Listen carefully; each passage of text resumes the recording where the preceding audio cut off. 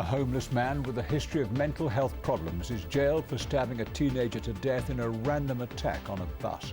Tonight, the family of 16-year-old Christina Edkins is asking how Philip Simmerlane could have dropped off the radar of agencies.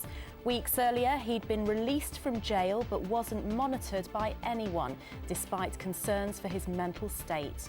That's Wednesday's ITV News Central.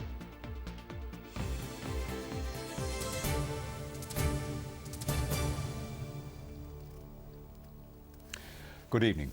Questions are being asked tonight into how a homeless man with a history of mental health problems could have stabbed a schoolgirl to death on a bus in Birmingham.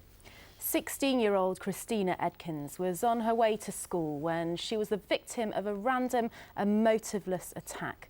Today, her killer, Philip Simmerlane, has been detained indefinitely after admitting killing Christina, just 3 months after being released from prison. Our correspondent Keith Wilkinson has been following this case and joins us now live from the spot where Christina died. Keith, what more can you tell us? Well, Bob, this is one of the busiest bus routes here on one of Birmingham's busiest roads. And back in March, it was the scene of a truly horrific attack. A much-loved 16-year-old girl who was attacked by a 23-year-old man who had paranoid schizophrenia, a man who should have got help and care, but unfortunately got little of either. I've been looking back at the events of that day. Homeless and living rough, Philip Simmerlane, a man who had mental health problems since he was 14. Here he's seen at 5 in the morning, boarding the number 9 bus in Birmingham to sleep and keep warm. 2.5 hours later, 16-year-old Christina Edkins got on board to go to school. Simmerlane, who'd just bought a kitchen knife because he believed someone was going to kill him, suddenly plunged the blade into Christina's chest. A totally random attack on someone he'd never met before. All over in seconds, and Simmerlane got off calmly as Christina cried out upstairs for help. Within minutes, she was dead. The only witness upstairs, a 14-year-old boy who had no connection to either of them. The killer was traced through his distinctive tiger head jacket and arrested close by. It's now known Simmerlane from Walsall had paranoid schizophrenia, and some months earlier he'd been in prison after attacking his own mother. What we do know is that he's threatened her with a knife and attempted to stab her with a knife. But the injuries were not severe. At that time, he's also punched a police officer on arrest. That's right. As well. The police say from the age of 14 until the attack on his mother, she'd called the police about his behaviour no less than 21 times. We'd gone out on a number of occasions, and again, we can't speculate around what the particular cause of this was, but there were clearly sort of ongoing issues between Philip Simmerlane and his mother, probably, I would suggest, linked to his mental health.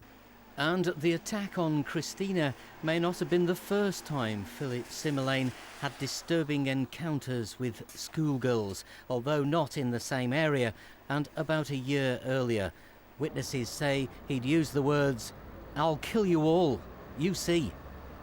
We have been made aware of another totally separate incident where 2 females were approached on a bus by a male that fits the description and may well have been Philip Simmerlane.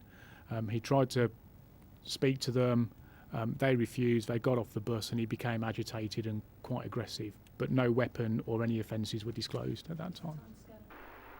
The police say Simmerlane was released from prison where he'd been kept on suicide watch without any order for him to be supervised while outside, and he'd lived on the streets.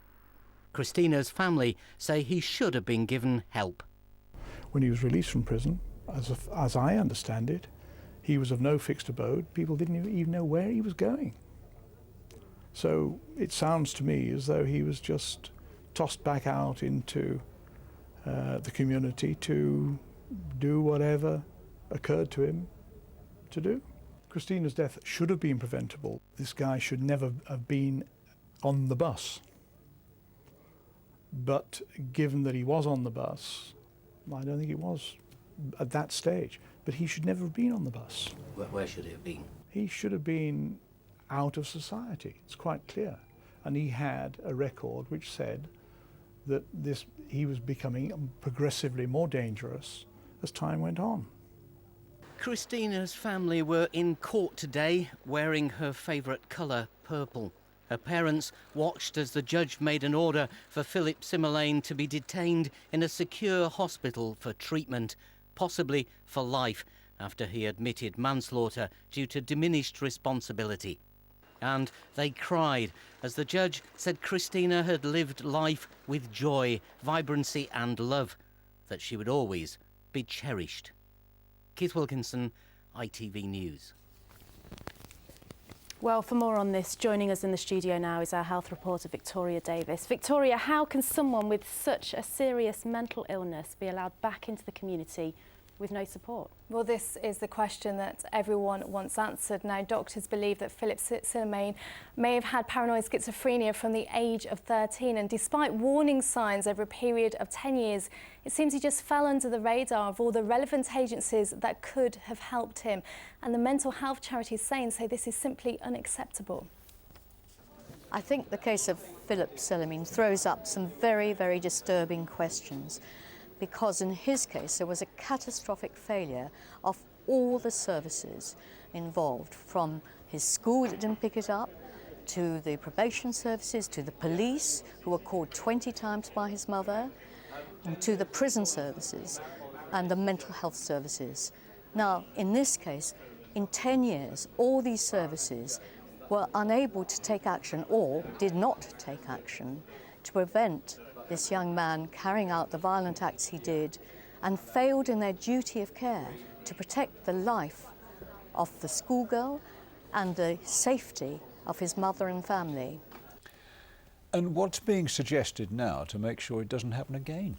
Well, there'll now be a series of independent reviews to try and work out why this happened. And one of the organisations involved in that will be the Birmingham and Solihull Mental Health NHS Foundation Trust, as they were involved with his assessments while he was in prison. And of course, the police, now they've already admitted that they had no contact with Simmerlane from the time that he was released from prison and then the 3 months leading up to the murder of Christine Edkins. He wasn't in the care of any sort of mental health order at the time that this offence occurred. What we do know is that Philip Simmerlane was released from prison in December 2012.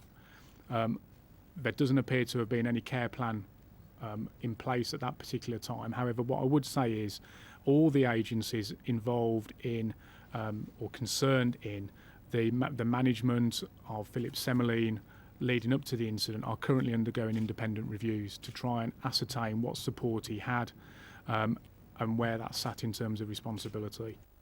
Well, the families say that lessons really do need to be learned from this, and they believe that if he had received the proper help from the start, that their daughter may be alive today. OK, Victoria, thank you very much. Well, this random and senseless killing of a teenage girl on her way to school shocked the country.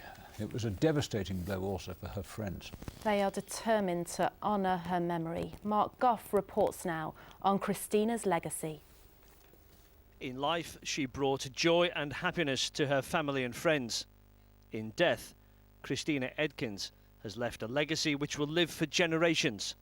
A legacy of caring for others.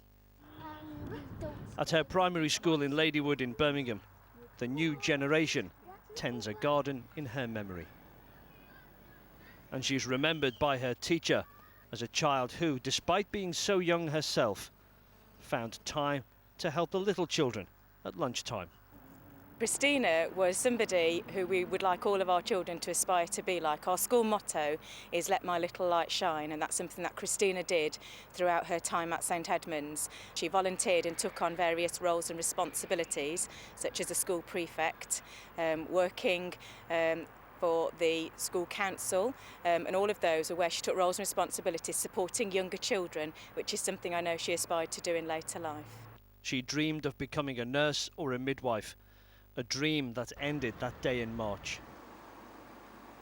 She was an intelligent girl, but she was killed before she got her exam results, 11 GCSEs.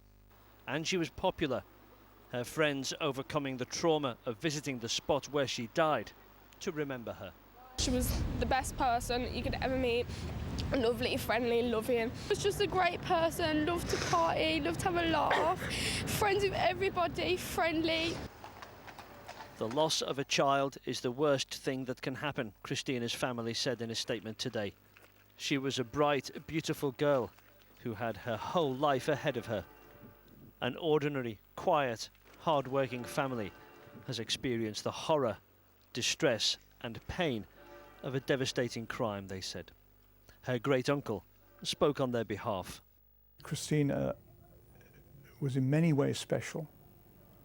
She had a great future in front of her. She was a blameless child, a totally innocent victim. At her primary school, there's a rose named after Christina.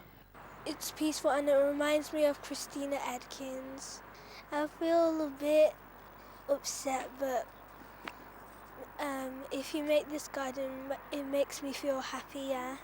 When we grow up, yeah, then we could be as good as her and be a good person. In other news tonight, a pregnant woman on her